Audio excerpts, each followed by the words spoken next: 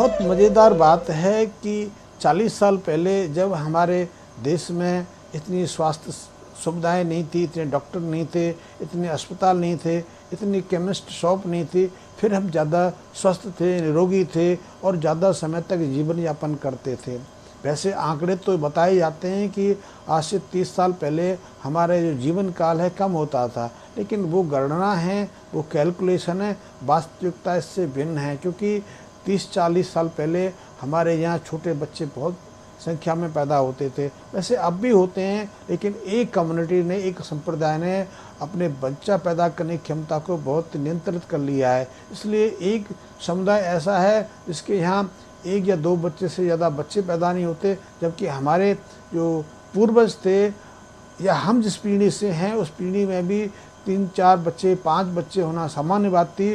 और कभी कभी तो हमारे परिवार के अंदर 12-12 बच्चे होते थे। तो इन जब ज़्यादा संख्या में बच्चे होते हैं तो उनका मरण भी ज़्यादा होता है। फिर उसके आधार पर जो औसत निकलता है जीवन का वो कम घट जाता है। अब क्योंकि बच्चे कम होते हैं तो हमारा औसत बढ़ जाता है, लेकिन अभी भी एक कम्युनिटी ऐसी है यहाँ संतान पैदा करने की दर अभी भी बहुत ज़्यादा है। इसके कारण भी हमारे यहाँ जीवन काल अभी दुनिया के अन्य देशों के मुकाबले कम है। लेकिन यथार्थ ये है, यदि आप इसकी विवेचना में गहराई से जाएंगे तो पिछले 30-40 सालों में जब से हमारे यहाँ स्वास्थ्य संबंधी सुविधाएं बढ़ी हैं, डॉक्टर्स बढ़े हैं, या फिर खाद्य की प्रक्रिया में बदलाव आया है, उससे हमारे जीवन काल में तो कमी आई है। हम बीमार भी बहुत पड़ने लगे हैं, इसलिए बीमारियों की संख्या निरंतर बढ़ती जा रही है। अस्पताल बढ़ रहे हैं, डॉक्टर बढ़ रहे हैं, लेकिन उसके साथ साथ बीमारियों की संख्या और बीमारों की संख्या भी तेज़ी से बढ़ रही है। आप देश के किसी भी कोने में चले जाइए, कोई भी डॉक्टर आप देख लीजिए और हर डॉक्टर के पास लाइन लगी हुई है, अस्पताल मरीजों से भरे पड़े हैं। फिर भी हम कहते हैं कि हम स्वास्थ्य में आगे अग्रसर होते हैं, लेकिन यदि स्वास्थ्य की सामान्य प्रक्रिया को जानने का प्रयास करेंगे कि हम आज से 40 साल पहले स्वस्थ जीवन यापन कैसे कर लेते थे, तो उसको समझने के लिए सिर्फ 2 एंगल आपके लिए महत्वपूर्ण है। पहला, हम प्राकृतिक जीवन शैली जीते थे, प्राकृतिक आहार का सेवन करते थे। जो हमारा प्राकृतिक मूल आहार है उसके बारे में तो हम में से अब ज़्यादातर लोग जानते ही नहीं हैं, क्योंकि आज हम ज़्यादातर जानते हैं जो हमारे पास आसपास जो खाद्य वस्तुएं उपलब्ध हैं। हम जानते हैं ब्रेड को जानते हैं, हम पेस्ट्रीज़ को जानते हैं, बिस्किट्स को जानते हैं, हम बर्गर पिज़्ज़ा को जानते हैं, पास्ता को जानते हैं, और ऐसी कई चीज़ें हैं जो कभी हमारे आहार का अंग नहीं रहीं, हम उनके बारे में जानते हैं। और उन्होंने हम कब से प्रयोग शुरू कर दिया, कैसे हमने इस्तेमाल करने शुरू कर दिया, इसकी विवेचना हमने क्षण भर भी नहीं की। इसी तरह आज से 40 साल पहले हमारे खान पीन में एक और बदलाव आया जो हमारा कभी मूल आहार रहा ही नहीं। एक तो हमारी जो खेती की प्रक्रिया बदल गई, हमारा जो मूल आहार, जो मूल अन्न थे, क्योंकि हमारे यहाँ नवधान का एक धारणा रही है।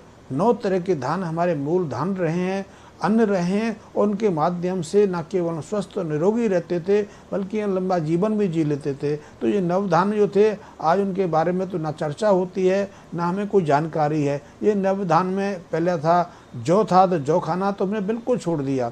आज से 20-25 साल पहले तक गांव देहात में या ज़्यादातर लोग जौ, चना और गेहूं की जो मिश्रण से जो बेजर बनती है उसके आटे का सेवन करते थे, और ये आटा भी मोटा होता था, आज की तरह मैदा नहीं होता था। तो उसके सेवन से, क्योंकि जो जौ है, जो में बहुत सारे पोषक तत्व रहते हैं जो अति उपयोगी हैं, जो हमें स्वास्थ्यकारी बनाते हैं।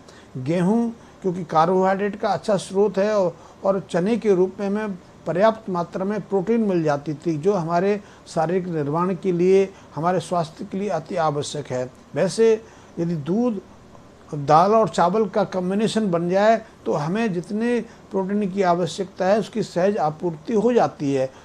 अब ना वो चावल हैं, ना वो दालें बची हैं, क्योंकि दाल भी हम प्रोसेस्ड खा रहे हैं कि दालों का छिलका उतार देते हैं, उनमें कई तरह के रंग रोग लपेट देते हैं। इसी तरह चावल को हम पॉलिश्ड रूप में खाते हैं कि चावल की पहली परत हटा देते हैं और उस परत में जो पोषक तत्व रहते हैं उनसे हम वंचित हो जाते हैं, क्योंकि अभी हमें चाहिए सफ़ेद रंग का मुलायम चावल, लेकिन पहले हम खाते थे या तो हाथ कुटा चावल खाते थे या बिना पॉलिश्ड चावल खाते थे। इससे हमें भरपूर मात्रा में पोषक तत्व सहजता से मिल जाते थे।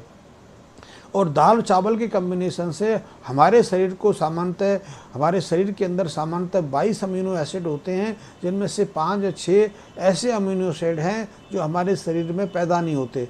तो इनको हमें बाहरी तत्व से लेना पड़ता है, बाहरी स्रोत से लेना पड़ता है। इन्हें एसेंशियल फैटी एसिड के अंतर्गत रखा जाता है, एसेंशियल अमीनो एसिड के अंतर्गत रखा जाता है, और इनकी सहज आपूर्ति दाल चावल के कम्बिनेशन से हो जाती है। ये मैं अपनी तरफ से नहीं करा, ये आधुनिक वैज्ञानिक शोधों से ये सिद्ध हो चुका है। अभी जर्मन में इस बात को सिद्ध किया कि दुनिया भर में यदि श्रेष्ठतम आहार यदि किसी को माना जाए तो वो दाल और चावल का कॉम्बिनेशन है, जिसे हम हजारों सालों से प्रयोग कर रहे हैं। लेकिन 1960 के बाद हमारे यहाँ हरित क्रांति हो गई, तो हमारे चावल की जो हमारी प्रजातियाँ थी वो बदल दी, हमने गेहूँ की प्रजातियाँ बदल दी, क्योंकि मूलतः जो गेहूँ का बीज हमारे यहाँ होता था अब वो बीज नहीं है। चावल जिसे हम शताब्दियों से प्रयोग कर रहे थे, वो चावल की प्रजाति हमने ख़त्म कर दी, क्योंकि हमें तो चावल ज़्यादा मात्रा में चाहिए, ज़्यादा क्वांटिटी में चाहिए, लेकिन उसमें पोषण है कि नहीं है वो हमारे लिए महत्वपूर्ण नहीं है। जैसे उदाहरण के रूप में बताऊँ, आपसे मैं पूछूं कि हमारे देश में दूध की खपत कितनी है, तो शायद आप जान के आश्चर्यचकित होंगे कि हमारे देश में दूध की खपत करीब 60 करोड़ लीटर है। प्रतिदिन की बात बता रहा हूँ। लेकिन हमारे देश में दूध का उत्पादन कितना होता है, शायद आप भी इसको जानकर भी आश्चर्यचकित हो जाएंगे कि हमारे देश में केवल 14.5-15 करोड़ लीटर दूध प्रतिदिन पैदा होता है। खपत हमारे देश में 60 करोड़ के आसपास है, पैदा होता है 15 करोड़। यानी कि जो गैप को हम कैसे भरते हैं, क्योंकि दूध तो हर जगह इस्तेमाल हो रहा है। आप कहीं भी निकल जाइए, हर जगह दूध उपलब्ध है। डेयरियाँ भी दूध बेच रही हैं, चाहे उसमें बड़ी डेयरियाँ भी हैं, छोटी डेयरियाँ भी हैं। तो वो दूध आता कहाँ से है? हलवाई भी यूज़ कर रहे हैं कि वो दूध आता है पाउडर से या रसायन से। इस बात को सरकार भी जानती है, हमारा स्वास्थ्य विभाग भी जानता है, उसके बावजूद भी बेबस हैं, क्योंकि बच्चों को, परिवार को, लोगों को दूध तो चाहिए, वो दूध कहाँ से आता है वो महत्वपूर्ण नहीं है। ठीक इसी तरह सरकारों को या स्वास्थ्य विभाग को या खाद्य विभाग को लोगों का पेट भरना है, और किससे भरना है इसका कोई महत्व नहीं।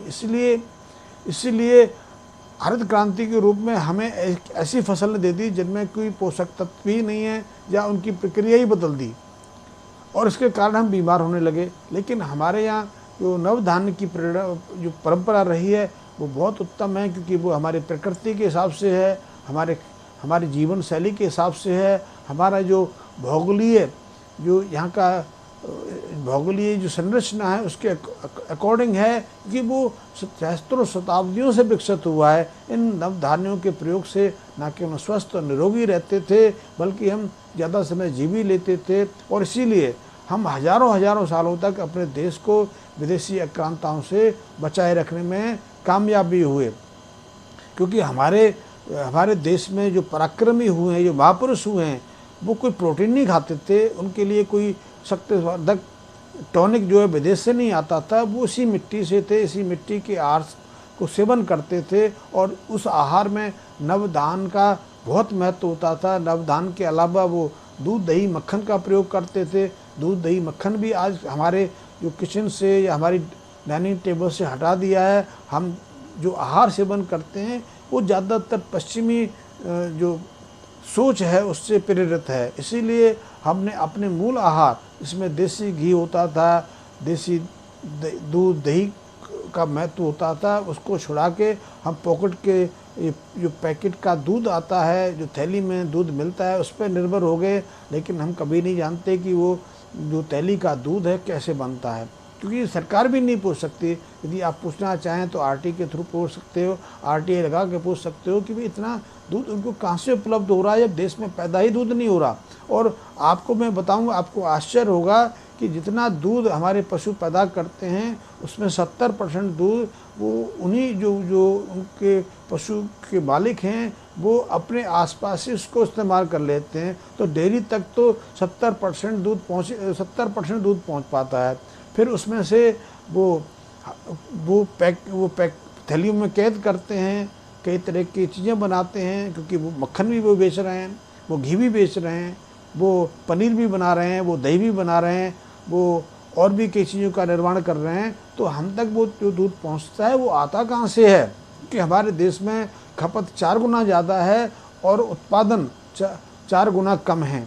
तो ये सोचनीय प्रश्न है। तो नव धान्य के रूप में यदि हम जौ का प्रयोग करें या हम पुराने गेहूं का प्रयोग करें, क्योंकि पुराना गेहूं तो मिलता नहीं, क्योंकि हमें तो ज़्यादातर गेहूं की किस्मों का मालूम नहीं है। और मैं आपसे नहीं कह रहा, पूरे देश का यही हालत है, क्योंकि हमें से ज़्यादातर लोग शहरों में रहते हैं, शिक्षित हैं, उच्च शिक्षित हैं, अच्छी नौकरियां करते हैं, अच्छी सैलरी लेते हैं, लेकिन हमें अपने आहार के विषय में कोई जानकारी नहीं है।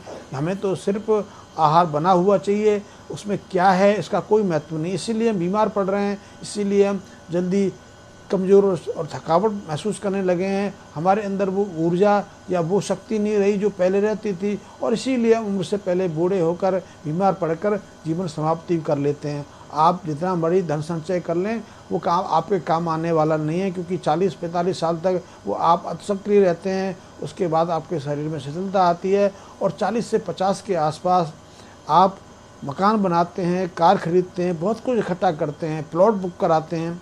लेकिन जब आपकी रिटायरमेंट हो जाती है तो ना तो आपका मकान आपके काम आता है, ना बच्चे आपके साथ देते हैं, ना आपका शरीर साथ देता है। ये हमें ध्यान रखने की बात है। तो इसलिए यदि आपको स्वस्थ रहना है, निरोगी रहना है, तो नव धान्य के बारे में जानना बहुत आवश्यक है। नव धान्य में 9 धानों का समावेश किया गया है। इसमें पहला जौ था, दूसरा तिल था, तीसरा अक्षत यानी चावल था, और चाकित अक्षत का मतलब है जो पूर्ण है, जो टूटा हुआ नहीं है, क्योंकि यदि आप उसको पॉलिश करते हैं तो वो टूट जाता है। उसकी पॉलिश की प्रक्रिया के दौरान बाहरी परत समाप्त हो जाती है और ज़्यादातर चावल टूट जाता है। इसलिए हमने अक्षत चावल का महत्व बताया है। इसके अलावा तिल थे, अलसी था, कुल्थ की दाल थी, और ऐसे मिला के नवधान्य थे। इन नवधान्यों का प्रयोग हम करते रहें। वैसे उत्तराखंड यदि आप जाएंगे तो वहाँ नवधान्य की जगह 12 धान्यों की जो कथाएं आपको आज भी सुनने मिल जाएंगी, क्योंकि इन नवधान्यों में एक रागी भी एक अन्न है, और रागी के बारे में हम में से ज़्यादातर लोगों नहीं जानते। लेकिन रागी के नाम से दक्षिण भारत में, खासकर कर्नाटका में लोग परिचित हैं। लेकिन रागी की कई किस्में हैं। भारत में रागी की 12 किस्में हैं, जिनमें से एक जो दक्षिण भारत में होती है सो रागी मिलेट्स कहते हैं, बाजरे की ही किस्म है। और यदि आप उत्तराखंड जाएंगे तो रागी की एक नई किस्म वहाँ पर है, जिसको मंडुआ कहते हैं। और रागी की यही किस्म यदि आप हिमाचल प्रदेश जाएंगे तो वहाँ मंडुआ की जगह उसको कुट्टू कहते हैं। और यदि MP मध्य प्रदेश में आ जाते हैं तो मध्य प्रदेश में रागी की जो नई किस्म है उसको हम कोदो कहते हैं। इस तरह भारत में जो रागी की 12 प्रजातियां हैं, और वो पोषक तत्वों से भरपूर हैं। लेकिन हमें उन पोषक तत्वों के बारे में, या अपने मूल आहार के बारे में, या अपने मूल जो अन्न थे उनके संबंध में जानने की कोई आवश्यकता नहीं है, क्योंकि हमें तो पश्चिमी जो ज्ञान विज्ञान है उससे प्रभावित होना है, और वो हमें जो बताएंगे उसे स्वीकार कर लेना है। तो नवधान्य की बहुत हमारे यहाँ उपयोगिता है। इसको जानेंगे तो स्वस्थ भी रहेंगे, निरोगी भी रहेंगे, और लंबा जीवन यापन कर सकेंगे। धन्यवाद मित्रों।